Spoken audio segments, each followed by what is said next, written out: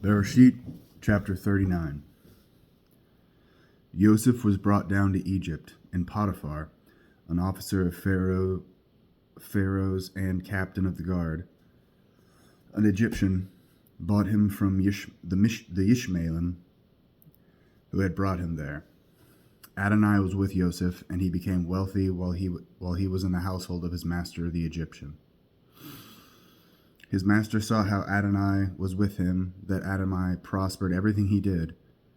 Yosef pleased him as he served him, and his master appointed him manager of his household.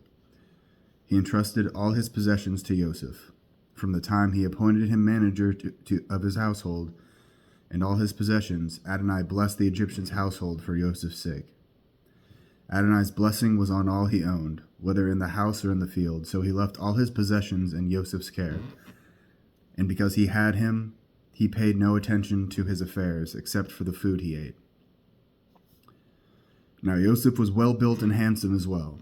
In time the day came when his master's wife took a look at Yosef and said, "Sleep with me." But he refused, saying to his master's wife, "Look, because my master has me, he doesn't know what's going on in this house. He has put all his possessions in my charge. In this house I am his equal. He hasn't withheld anything from me except yourself, because you are his wife.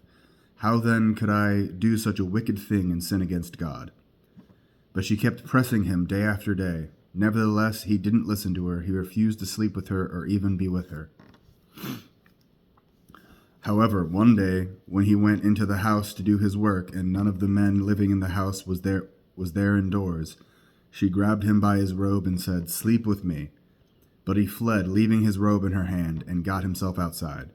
When she saw that he had left his robe in her hand and had escaped, she called the men of her house and said to them, "Look at this. My husband brought in a Hebrew to make fools of us. He came in and wanted to sleep with me, but I yelled out loudly. When he heard me yelling like that, he left his robe with me and ran out." She put the robe aside until his master came home.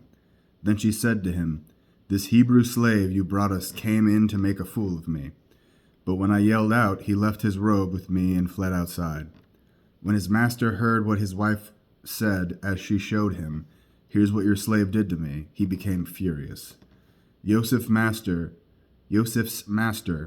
took him and put him in prison, in the place where the king's prisoners were kept, and there he was in the prison. But Adonai was with Yosef, showing him grace and giving him favor in the sight of the prison warden. The prison warden made Yosef supervisor of all the prisoners in the prison, so that whatever they did there, he was in charge of it. The prison warden paid no attention to anything Yosef did, because Adonai was with him, and whatever he did, Adonai prospered.